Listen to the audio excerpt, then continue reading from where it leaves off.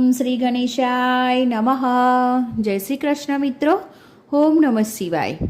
आज के वीडियो में हम देवों के देव महादेव के बारे में सुनेंगे और उनका जन्म कैसे हुआ वो जानेंगे। शंकर या महादेव आरण्य संस्कृति को जो आगे चलकर सनातन शिव धर्म नाम से जाने जाते हैं, वे सबसे महत्वपूर्ण देवताओं में से एक है। वह त्रिदेव में एक देव है। इन्हें देवों के देव महादेव भी कहते हैं। इन्हें भोलेनाथ, शंकर, महेश, रुद्र, नीलकंठ, गंगाधर आदि नामों से भी जाना जाता है।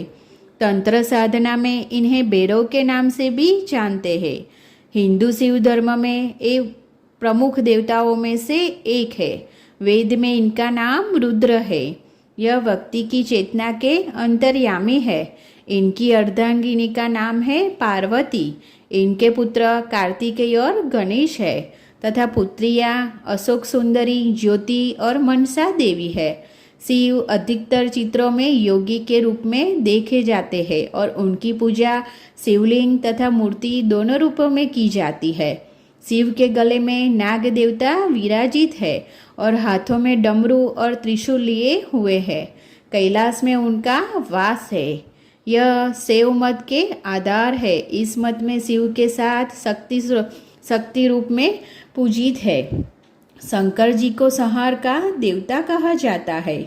शंकर जी सौम्य आकृति एवं रुद्र रूप दोनों के लिए विख्यात है। इन्हें अन्य देवों से बढ़कर माने जाने के कारण महादेव कहा जाता है। सृष्टि की उत्पत्ति, स्थिति एवं संहार के अधिपति शिव है। त्रिदेव में भगवान शिव संहार के देवता माने गए हैं।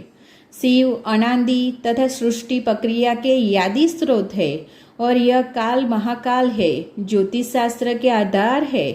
शिव का अर्थ अधिपति कल्याणकारी माना गया है, लेकिन वे हमेशा लय एवं प्रलय दोनों को अपने अधीन किए हुए हैं। रावण, शनि, कश्यप ऋषि आदि इनके भक्त हुए हैं। शिव सभी को समान दृष्टि से देखते हैं, इसलिए उन्हें महादेव कहा जाता है। शिव के कुछ प्रचलित नाम है: महाकाल, आदिदेव, किरात, शंकर, चंद्रशेखर, जटाधारी, नागनाथ, मृत्युंजय, त्र्यंबकम, महेश, विश्वेश, महारुद्र, विषधर, नीलकंठ, महाशिव, उमापति, काल भैरव, भूतनाथ, त्रिलोचन, शशिभूषण आदि। भगवान शिव को रुद्र नाम से जाना जाता है। रुद्र का अर्थ है रुत दूर करने वाला, अर्थात दुखों को हरने वाला। अंततः भगवान शिव का स्वरूप कल्याण कारक है। जहाँ भी सत्य है वहीं शिव का वास है।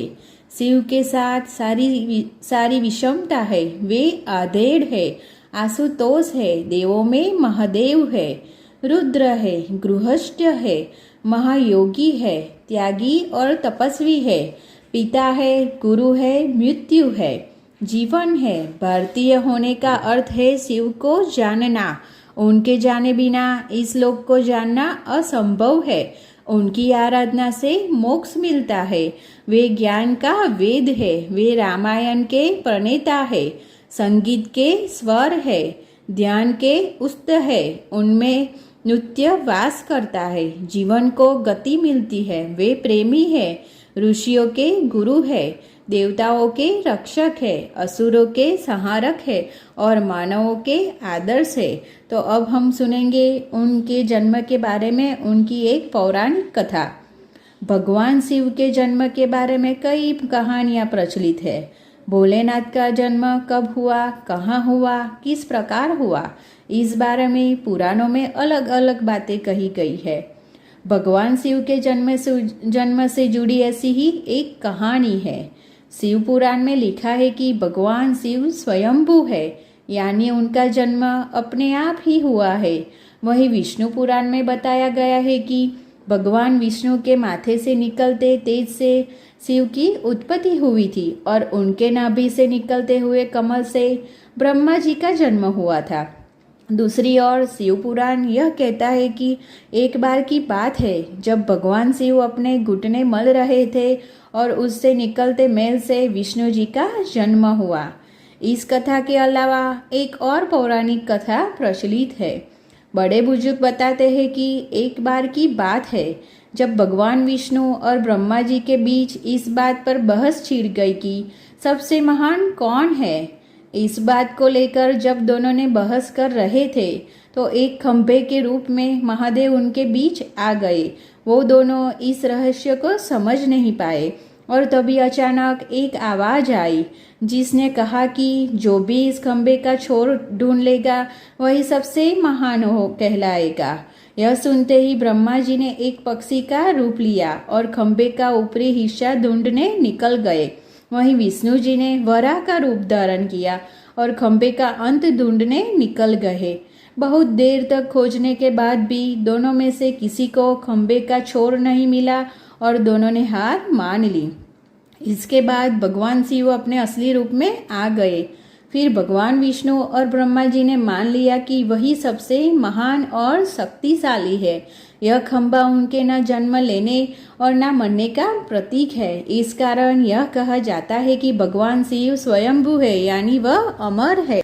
तो हरिभक्तों, आपने भी सुना ना भगवान शिव का महत्व कितना है और उनके नाम भी कितने हैं। इसलिए उनको देवों के देव महादेव कहते हैं।